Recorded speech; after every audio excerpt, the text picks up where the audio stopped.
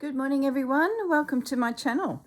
So I have completed the mood board for blue for Honeybear's potential dress colours. So I'm not sure if you're watching this video consecutively, so yesterday you would have seen the creation of this, or I've scattered these videos in amongst a project that we're working on. I'm just not sure how the videos are going to go at the moment. So if you've just found me and you've just joined me, this is for the Volume 4 Roxy Journal of Stitchery. And I'm doing 4 projects, one of which is making a dress for Honeybear. And Honeybear can't decide what colours she would like for her dress. The general consensus out there is Honeybear likes blue, hence blue. But I want to explore 4 different colour combinations by creating mini mood boards, just to give me a bit of an idea of how the fabrics sort of work together, what potential activities I can do within the fabrics. For example, this fabric here, I did some fly stitch over it, some blue and white fly stitch to add on to the garden scene. So I was really happy with that. I also had a play with this yarn that I got from Pauline, who was our on-the-ground tour host in France. She has a stitching tour company, and she was the one that sort of helped us get around Paris and hosted Lisa Maddock and Lara Moo from Forage on their particular tour that they host over there. So that was gifted to me because Pauline is a knitter, crocheter and a drafter of patterns. So I really felt like that yarn worked well with these colours. So I did some lazy daisy stitch, just 6 of them, and then in between it I worked the crocheting thread that I would normally use. That same crocheting thread sort of went everywhere else as well. So I did some little running stitch there.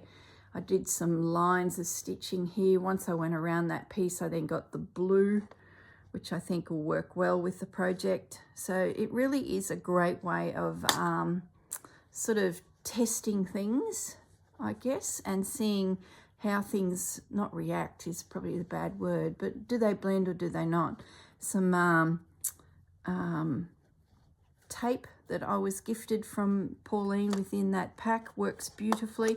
I used a bit of that on my postcard journal wrap that I made when I got back from France. I've only got a little bit of that left, so I think that could definitely go with the blues, if not all of the fabrics. I did a little bit of stitching through the lace just to pop a little bit of blue through.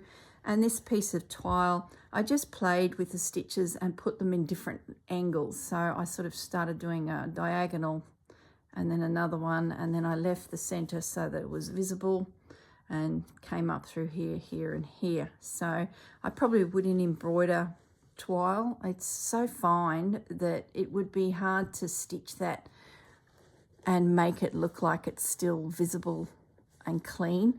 If you did stitch it, you'd probably have to use cotton, and yeah, that's not going to happen. So the only thing I didn't add is a few little beads. I thought I might stitch a couple on just as something to remind me that they are available. So unfortunately that means I need to get Reginald out. Reginald the needle. He has a name because he often bites me. He's a bad attitude. There is another needle in there that's got a bit of an attitude about him too, but I haven't had to name him yet because he's only bitten me once or twice. What are you doing, Casper? Casper, come here. What you doing? He's being a naughty boy. He's looking for trouble. I've got a ball of yarn that's fallen off the shelf and is sitting there on the floor, and he's gone over to it, and you could just see he was about to lift his paw and do the unthinkable, flick it across the room. So what I might do is, before I do the next mood board, which I think is going to be a red one, I'm just going to stitch a couple of these little guys into position. These I purchased for the project Volume 2, where I did the Christmas themes with Roxy Journal of Stitchery, and I did the blue bunting. So I've only got a few left, but it should be more than enough for this project. If anything, I'd like to get back to the bead shop and see if there's some other shades of blue, like some of these shades, to complement my piece. Like this one here is a good colour that's very pretty, but it probably needs to be like a smaller bead. I sort of wish I had some smaller ones. You've got a little bit more wriggle room when you can get some little beads. So if you've never beaded before, give it a go. Just grab yourself some random beads. You can pay a lot of money for beads, but you don't have to, not for slow stitch. Be different if you were making an evening gown or a wedding dress. You'd want some good quality beads, but you can certainly pick up little packs. I wonder if I could put a little pearl in there as well. That would work with this colour scheme, wouldn't it? I'll only put those few on there. No need to get carried away. Pearls. Where's my rest of my beads? Here they are.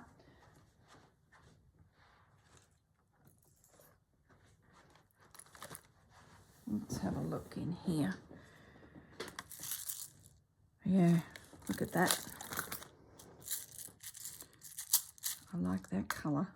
I've been using this colour for ages, but it's sort of good when it's with calico, that sort of tone, but this is much, much better. I haven't used these for a little while. I can get one out. So when it comes to, you know, packing the materials into a bit of a kit for the project, I'll be able to glance at this and go, all right, I need some of this, some of that, and it can all go into a project box.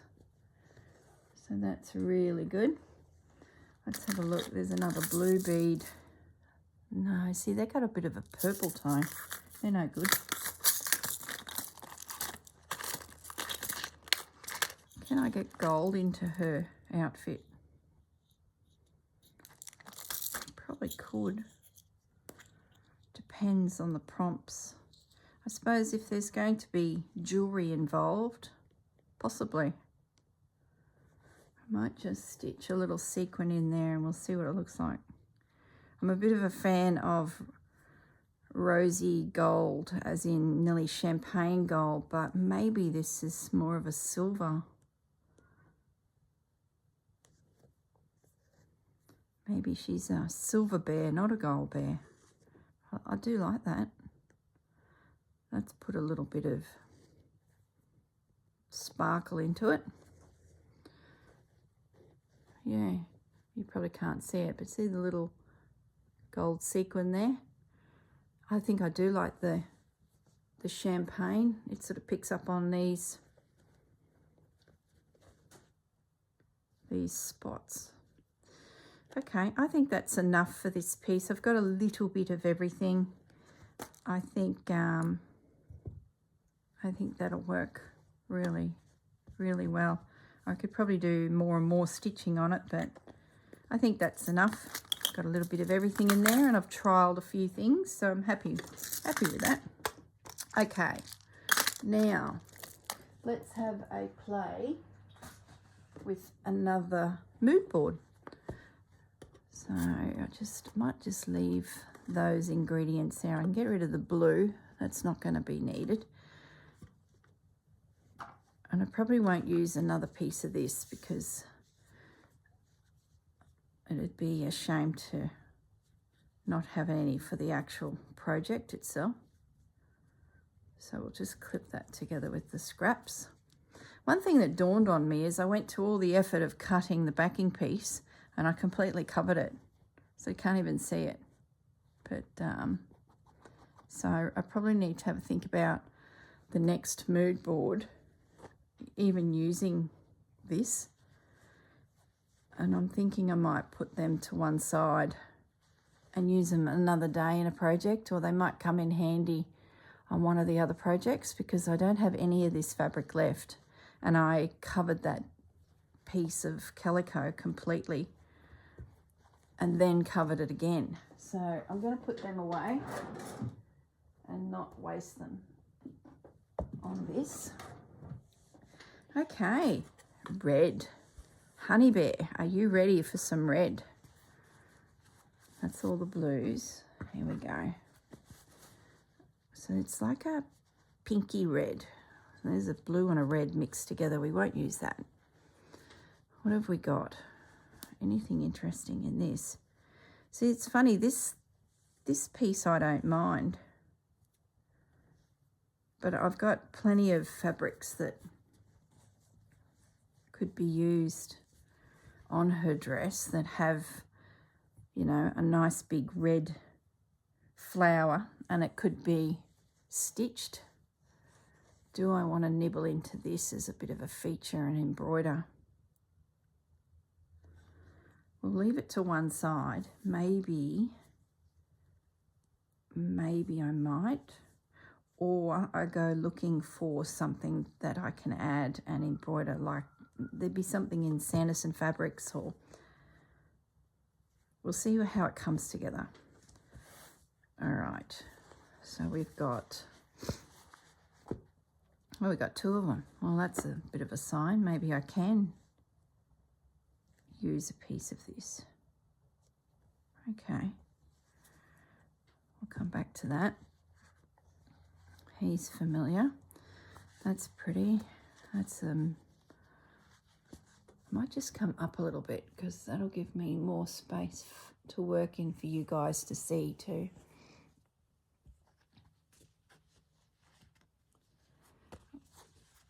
So a lot of these are a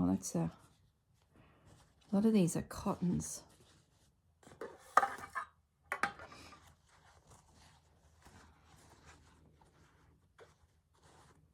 Linen, cotton. I don't like that. Nope, rejected. I do like that.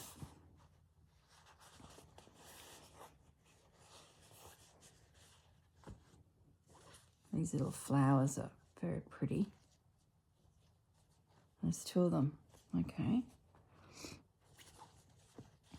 Well, I've got to start somewhere. Let's get a bit of floral happening. Being that it's just a little mood board, I am using the selvage pussycat.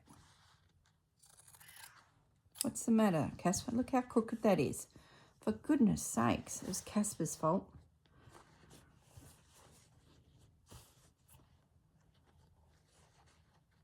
That's really crooked. That's okay. We'll cut it here. I'll just straighten that up now.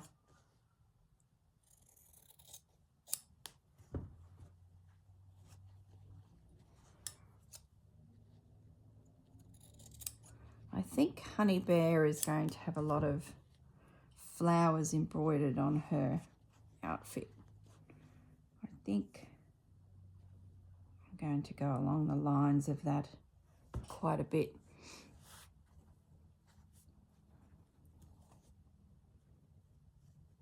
If it's, you know, embroidering a piece of fabric or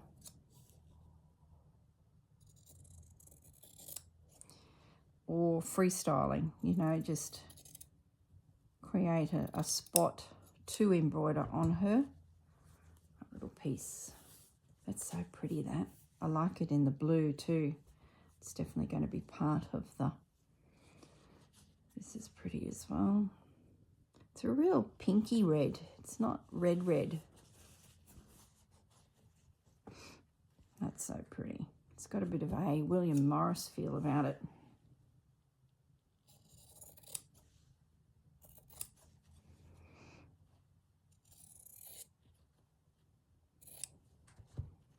Some good sized pieces just to kick us off.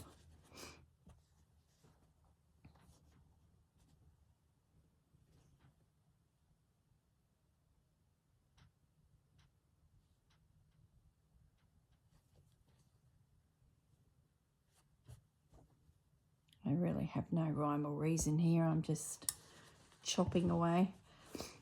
Once you get a couple down, you can sort of tweak it to suit. So let me know if you're making some mini mood boards. I'd love to know.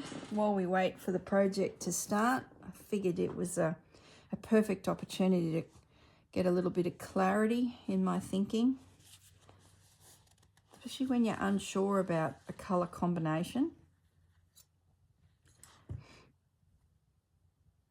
What am I doing with this piece?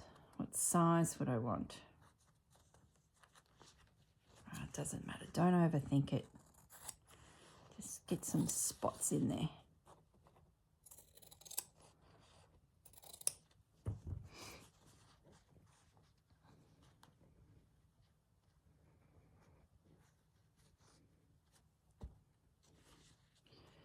I might have a look through some of the neutrals to try and bring a little bit of neutral in. It's got blue in it. There's a stripe, another spot.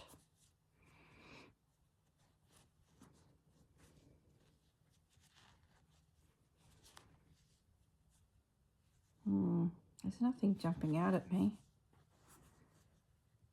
I'll just stay where I am in this family of fabrics. Don't want to... There's a neutral toile, but I've already had a play with toile. There's nothing there that's... Looks like we're just going to go for it. They're just so different but similar.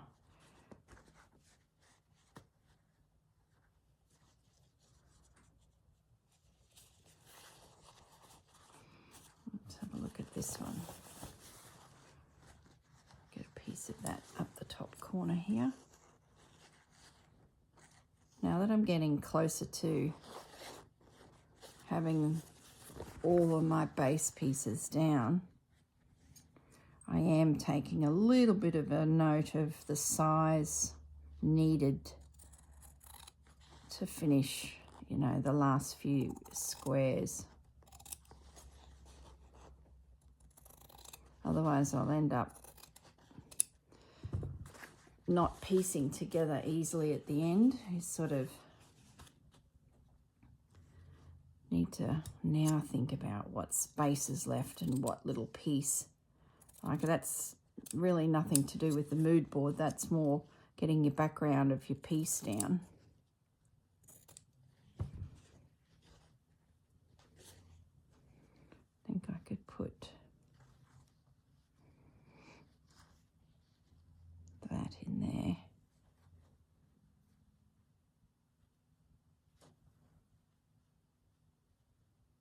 That's pretty, that little piece there. Sort of feel like that could come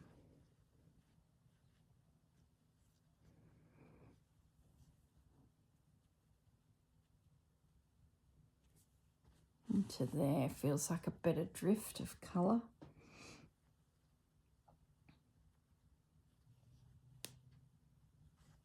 Yeah, that's pretty. That's just not right. So that's like the blue one that I was playing with. This one here. Like, I can see why they're in the pack, but they just, to me, are a little bit jarring.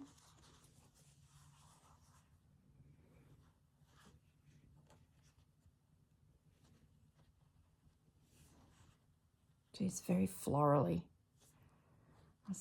I like it, but I think that's safe, but a bit blendy. And that's, yeah, not right. We sort of need something that's going to pop there. All right, back to the neutrals. Nope, too bright. That's not bad.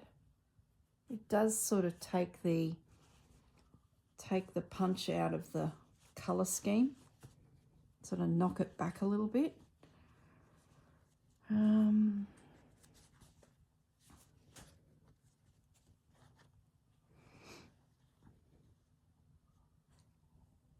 I like that. Did I use that on this? No. I do like that. They're all blues. I've already used the spot. Like I could put the spot in, but I do want to keep some fabric to finish. See, that's really pretty. I like that, but I want to keep the spot. Otherwise there'll be no fabric left. Having said that, we have located where the business is that I bought all this from. So there is an opportunity. Let's go back to these linens down here. There is an opportunity to get a little bit more fabric. And it's only a little dress. It's not like I've got, you know, heaps of space to fill like the French project. What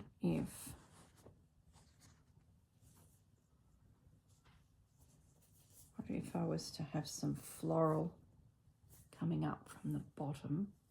So we cut that piece. Sorry guys, just let me fold this back a little bit. Got a lot of red coming up at the bottom here. So if that was to go into there, would I be covering most of it? Would see that. Don't mind that. That to me is a lot softer.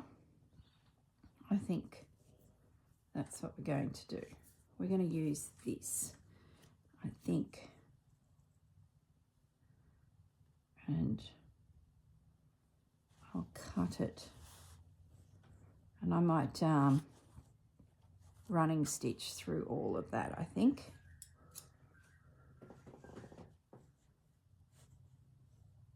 If I pull that over a little bit, will I lose? No, I'll leave it at that.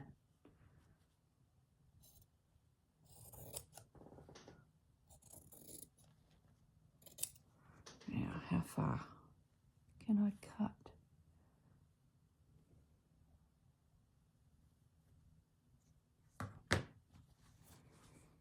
Just take my time and make sure it's going to tuck in under that spotty fabric. It doesn't have to, but let's assume that it will. Okay. That will give me also some plainer space to potentially put a little bit of lace. So that's that one. Now we're going to tuck. How are we going to do it?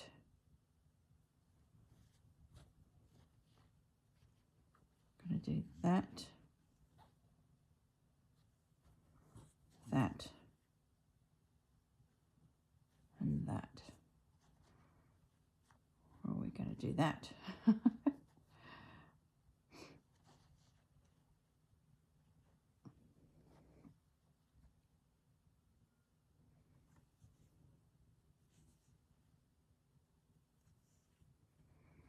The spot's completely disappeared. I think that has to come down. So we get a little bit more of that spotty fabric.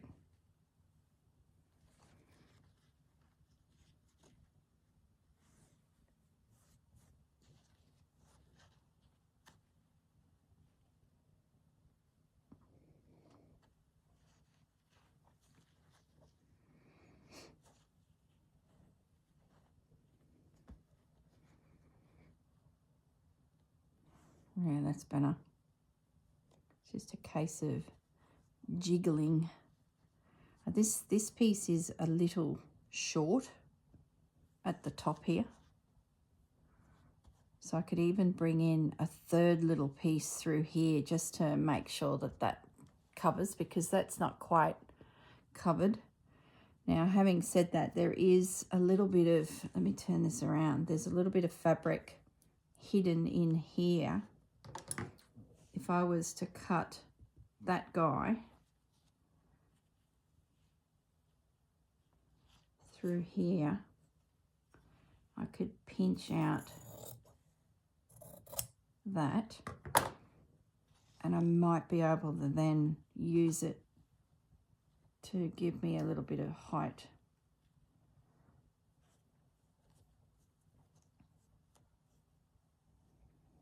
You could fiddle with this all day.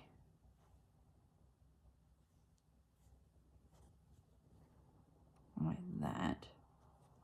And then this little guy could go through there.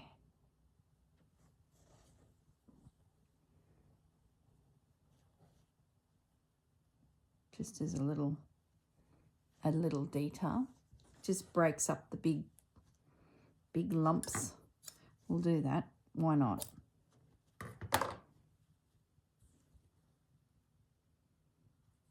Okay. And I guess the other thing I look at is no line meets another line of another fabric.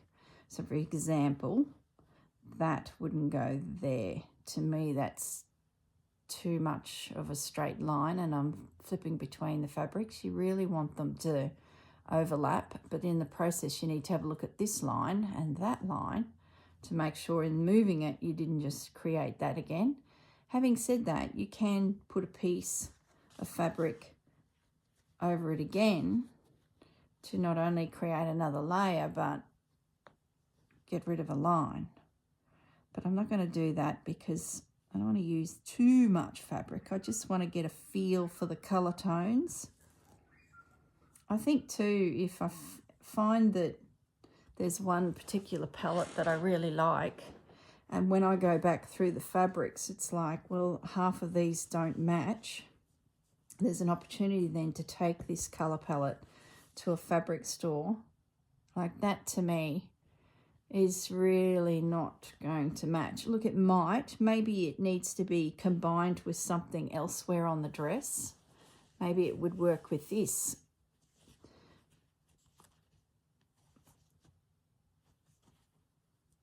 Yeah, it's interesting. Yeah, that's so beautiful. So I'm not going to say this is actually red. This is a pink dress, guys. To me, we're pink. Pretty pink for our little honey bear. Okay, so the next thing I do is just pop some pins in it. And then I'm going to invisible stitch it. Then I can have a look at some decorative stitches. I can muck around a little bit with some lace, but I think we've got our base. So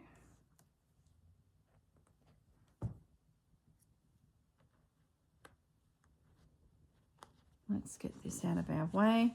We've got heaps of time left, which is great.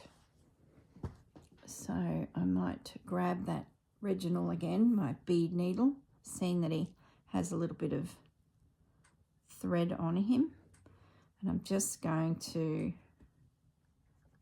pop in a few invisible stitches. That'll get rid of these pins. So I don't like working with pins. It's a guaranteed prick of a finger. So I'm just going to do some tiny little stitches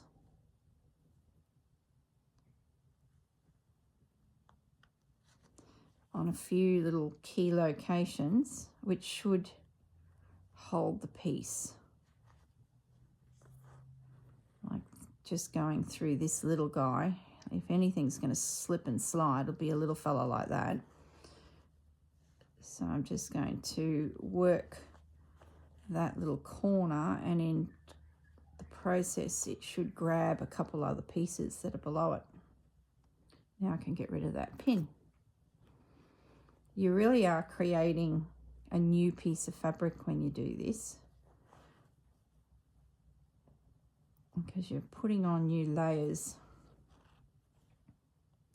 So if you're new to this whole slow stitch thing and you're wondering what the hang is going on, why is it not embroidery? Why is it not quilting? It's everything. It's like we've all grown up or we've learned a particular style of needlework. Maybe it's needle turn applique. Maybe it's crewel work, which is embroidering with wools, or a wool-like thread. And you're hearing all of these names, technical names, and now it's all about slow stitch. Well, my interpretation of slow stitch, and it's a bit of a debate out there, which is really interesting to actually read everyone's different interpretations.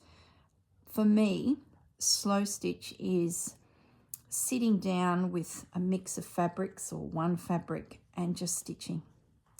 And that stitching could be as simple as just rows and rows of running stitch, really slow process, but it gives you such an effective finish, and it's tapping into some old stitching cultures from Japan, India, and even the European countries to a degree. We call it running stitch, boro stitch, camphor stitch. There's numerous names for it, but it's running stitch. But each culture has a different way of applying that stitch. So it could have been to repair clothing, it could have been the base of a quilt, a lightweight layers of fabric stitched together with running stitch. That's the Indian style. And then for us, the Europeans, it's more of a highlight stitch or close together mending. Like, I've gone blank. What do they call it when you're mending clothing? Using darning is running stitch close together. So slow stitch really is whatever you're doing with needle and thread, I believe.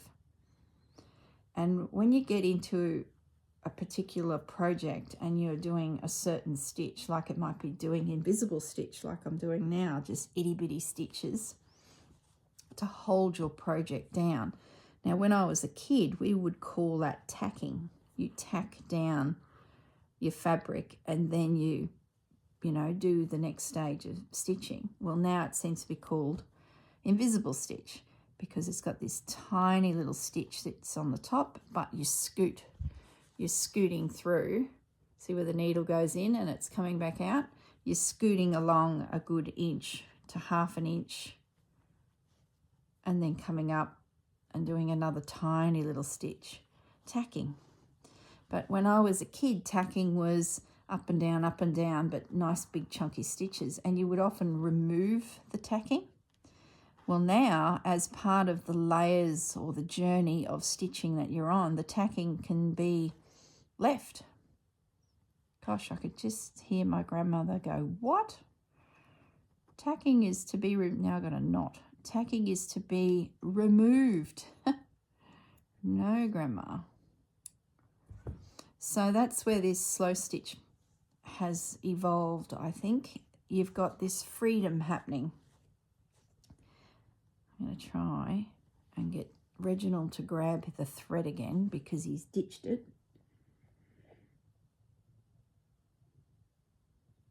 But even just sitting and doing this, I find just as enjoyable as doing some decorative pieces because I don't have to think. I've got a plan. I need to secure all of the little elements so that they don't swizzle around on me and I can get rid of the pins. That's the first step. And that in itself is relaxing. Gives me time to think about the project. Come on, Reginald, grab the cotton for goodness sakes.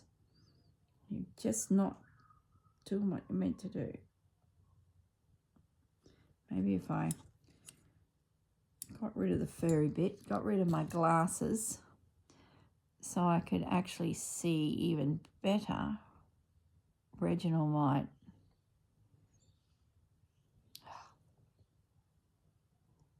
Reginald might just grab that thread. I'm using this tiniest bead needle. Like, seriously, forget about it, Reginald. You're going away. That's it. He's out of here. Just some days he's got a bad attitude. Where's his mates? That's his big sister. She's a lot better to hang out with. Oh, you'll be thinking that girl is losing it. She's naming her needles. She's getting all deep, thinking about slow stitch and what it is. But there's a lot of new people joining the party.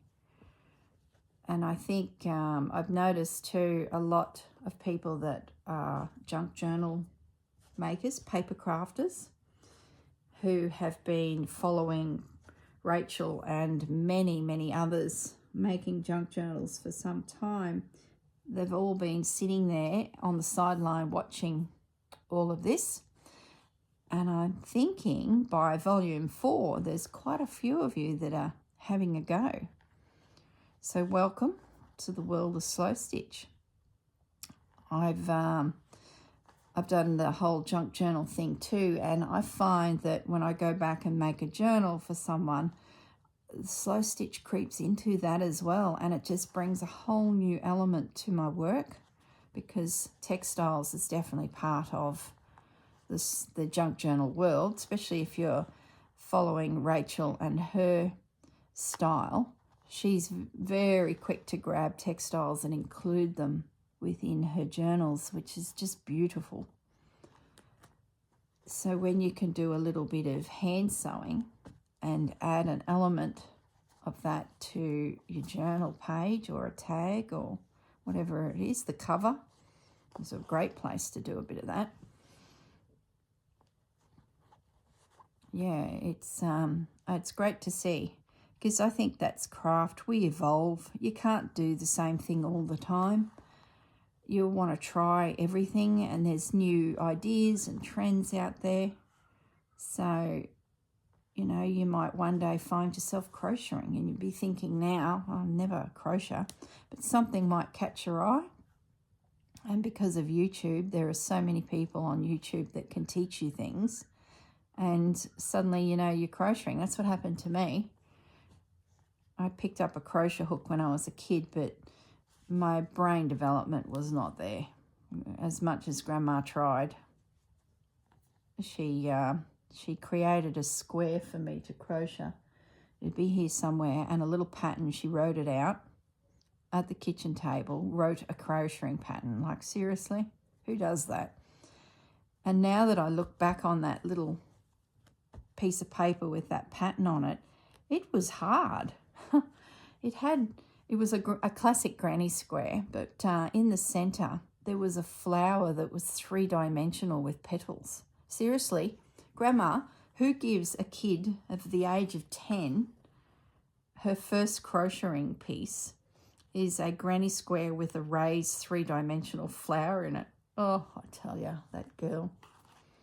So I've still got the sample that she made, and also the pattern. So as she crocheted it, she, you know,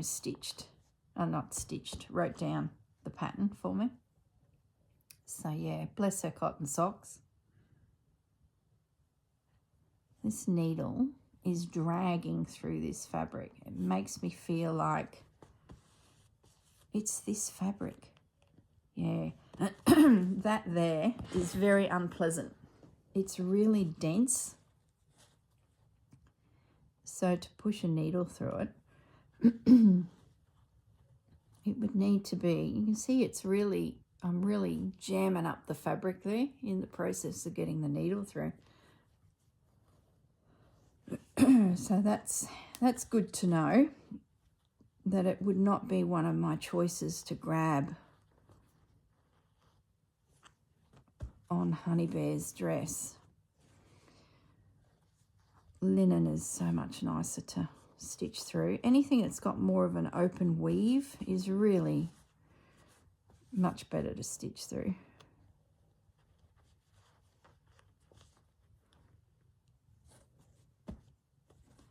can get rid of that pin. Oh, goodness me. What a nasty, nasty piece of fabric. Sorry, anyone who likes stitching that type of fabric, but that is, excuse me, that is so dense. There you go.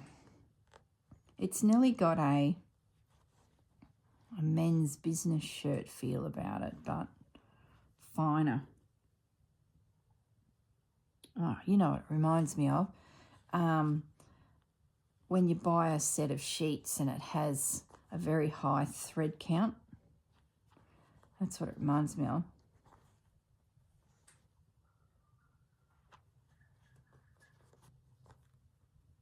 Okay.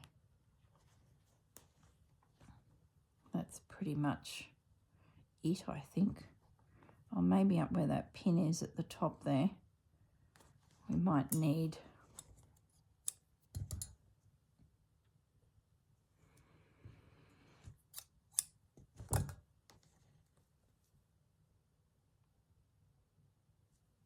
I wonder if there's a little doily or something that could go on this piece, because I haven't played with doily elements. Just going to whiz along this top edge.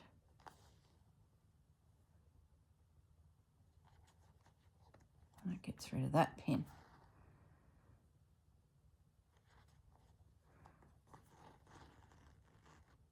Then I need to find my box of, oh, I got some new doilies too the other day. My cousin is just so hooked on going to op shops and looking for treasures for Corrine. And she's doing really well. She's she really is getting into it, and she's starting to get what I look for.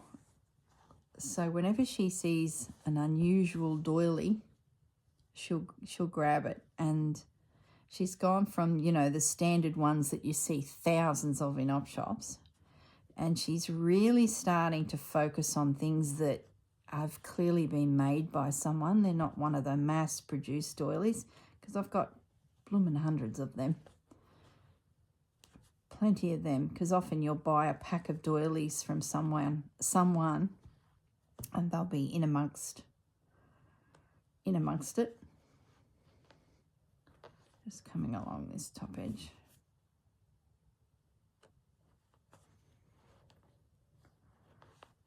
So I might grab those new ones and we'll have a little look at them and see if the colours match, because they're quite unusual. I can see them across the table, so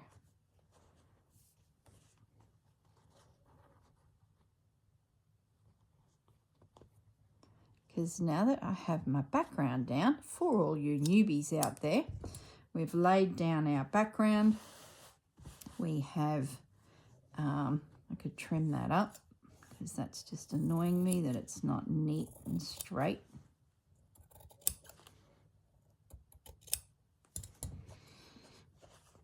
That's pretty good. Let me grab those couple new doilies. Grab my little box of tricks, my dump box, and they're just on top. So I washed them and then threw them on top. See what I mean? It's different. So that someone has created a few little stains there. But really interesting shape, that.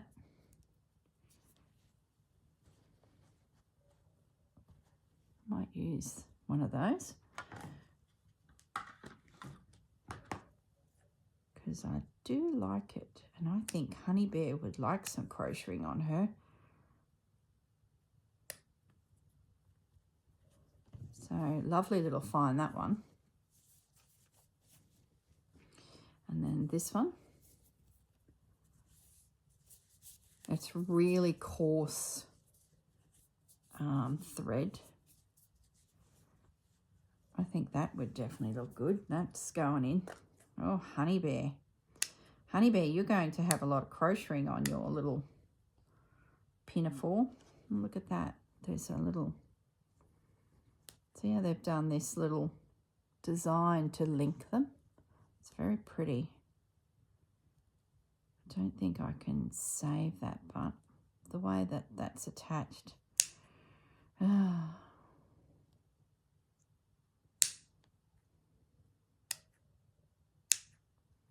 People often ask me how you go about cutting up your doilies and why don't they sort of fall apart. They just don't, because crocheting really is just layers and layers of knots, that even when you snip it, there's a knot within a few mil, there's another knot to create that piece. So it really takes quite a bit to make that fray apart. See, I'm pulling that tiny little edge there. Even though I've snipped it, it's just not going to come apart. So I guess don't be afraid to cut your doilies up. I'm just giving this a little bit of a stretch and a tease because I've washed it and just let it, you know, dry. So I'm just sort of getting a little bit of movement back into the piece. Okay, and this was the other one. How good's that? It's really pretty. Don't think I'll use it, but I'm really liking the circular.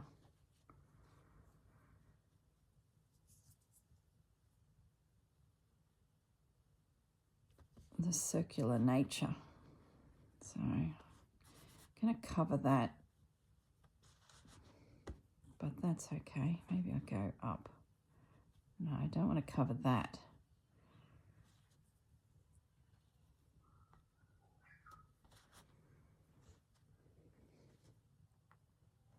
So where's my blue one? So I can definitely incorporate elements like crocheting on the piece. Like, how interesting does that look now that I've added more pieces?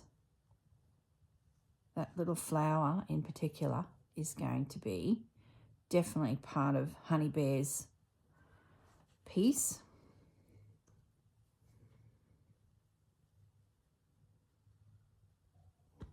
Yeah, I think that can be stitched there.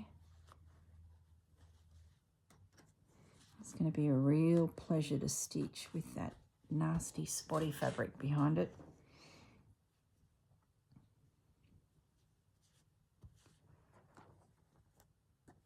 I'll just pin that there for now. The other thing I need to do is have a think about the threads that I can use with this. And I'm just jumping up and grabbing my thread container. More decisions. I just want to grab one more thread container because I can see pinks in there that have caught my eye. I can see a lace too. Oh goodness, now I'm up walking around the table.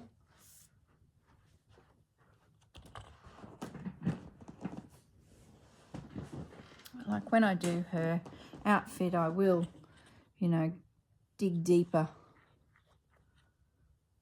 into the fabrics and laces and things, but for now, see, that's not a bad colour. That's not a bad colour. That's very, very similar. Could certainly do something with that. But, you know, there's heaps of colours. I don't think this would be. Imagine some ribbon embroidery through the piece. But I won't do that on the mood board because they're valuable threads and not the cheapest.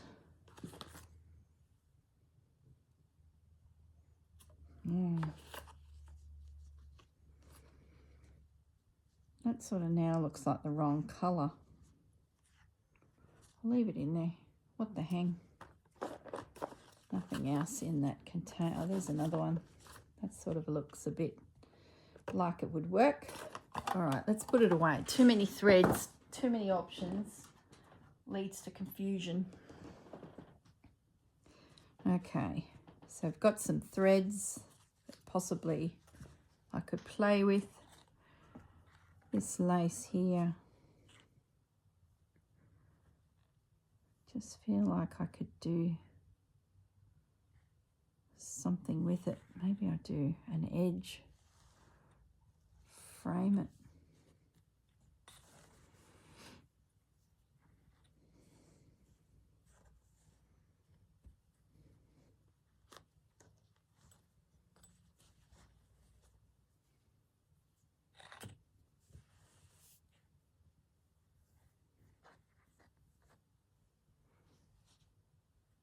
Don't mind that. Don't know why. This doily's getting shunted around again. That'll help me get a straight edge on that side. Do I want to put it there? Or do I want to put it over here? Don't cut it. Think about it a bit more.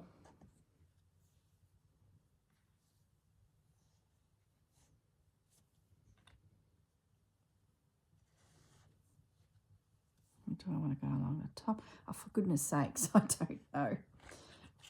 Keep thinking.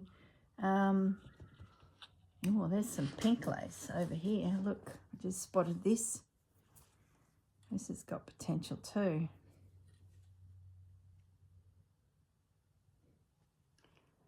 Don't mind it up there. Let's lay you back down.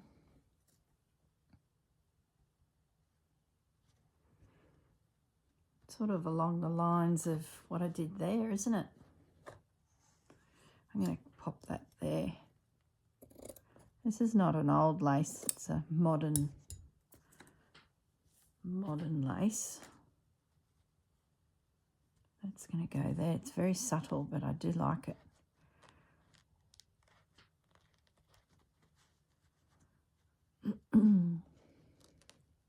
Now you could, before you put on all of these extra elements, you could stitch your background and then add your lace. I tend to do both sort of the same time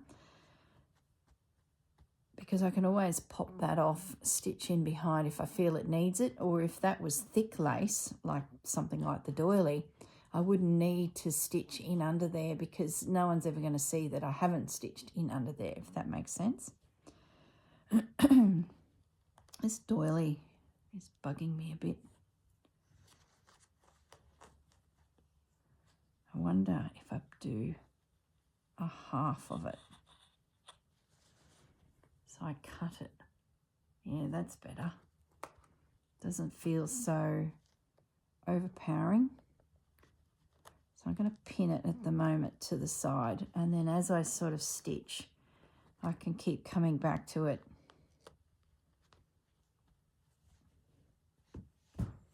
And looking at it.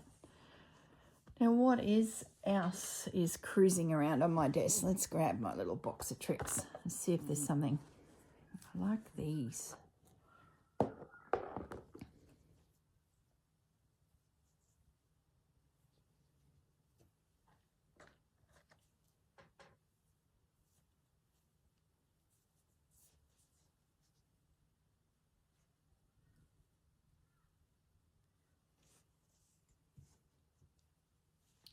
Oh, goodness me.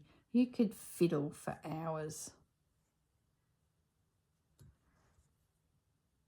Just hours. Look, I'm heading off on a tangent here. This piece here, I really like how that just pops up. It does cover my flowers, but does that matter? Probably not. I could have them still peeking through.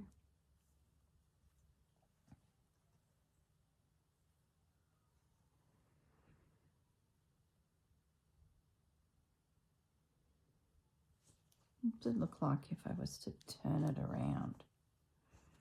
Okay, different perspective. And that then was at the top. I like this curve.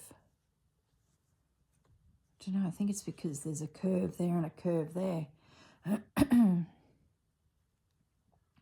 but I think it's too big for my little project. There's not a small piece that would fit without overpowering it. I think that's to be left for now. That could be good on her dress.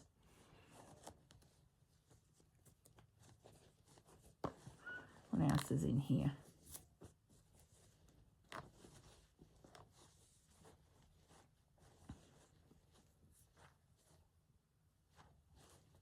A bit of everything in here. I really need to do a clean up, tidy up. No, nothing. I want to play a little bit more with these doily elements, to be honest. I just want to grab one more tray. We're running out of time, but I'm going to grab another tray.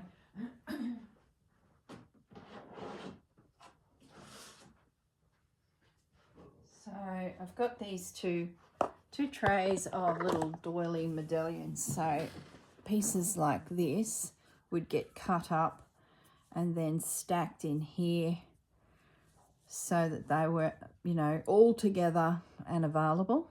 So I'm just wondering if there is, like, I can barely move here. How quickly the desk gets out of control. I'm just wondering, I might do a little bit more doily placement, I think. That fabric's completely disappearing.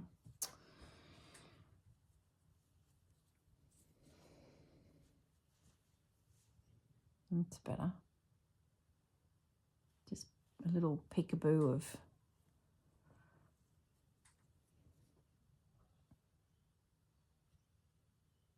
that's good.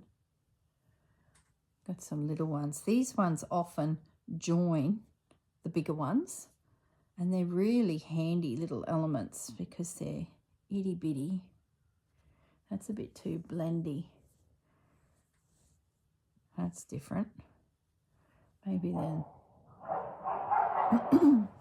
Nope, that sounds like a disagreement.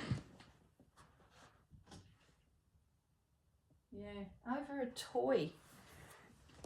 It's funny, Pepper rules the roost, and every so often she'll tell Bandit, that's it, enough, because he's so young and rambunctious. He sort of just constantly wants to play, and she gets to a point where she's like, enough. I don't want to do it anymore. I like that. We've got this little swish of doilies coming through, which is another piece of decorating that could appear on Honeybear's dress. Little clusters of doilies, and then you bead it up, and yeah, I like that. I like it. Okay, we have a plan. So this particular piece is going to really focus on what I can do with doilies, actually, which is good because this one is completely different.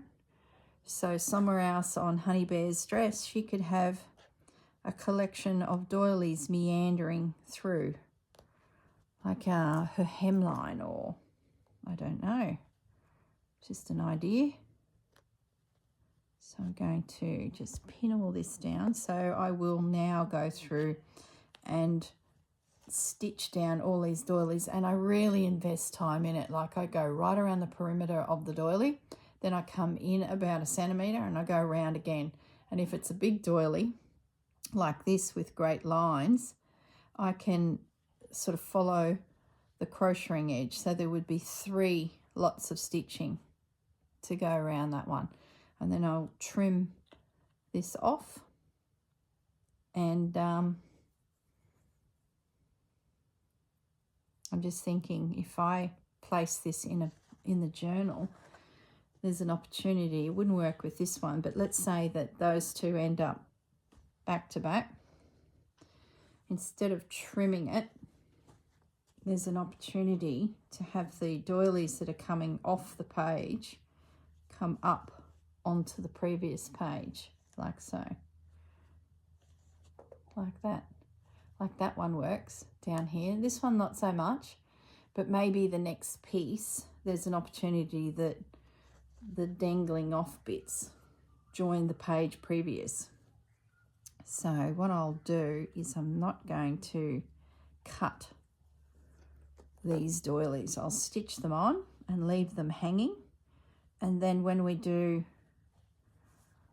another page, we might have a, consider, like when we do the next one, we consider these two coming to meet it within the journal.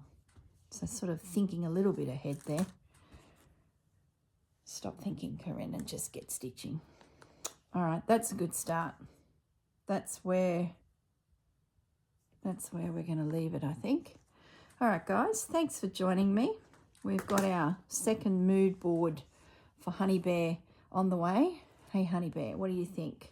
I've got to be a little careful. I really do need to stitch this little split up because she's getting dragged around the room. She's sat for years quietly in a corner, and now she's like, the #1 girl.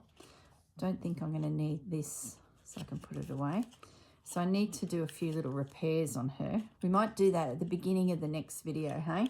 Before we start another mood board, we're going to stitch Honeybear back together.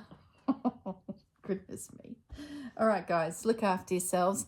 I'm not sure, once again, if tomorrow you'll see another mood board or there'll be something else I'll be doing. Who knows? But I'm sure we'll get back to mood boards. All right, guys, bye for now.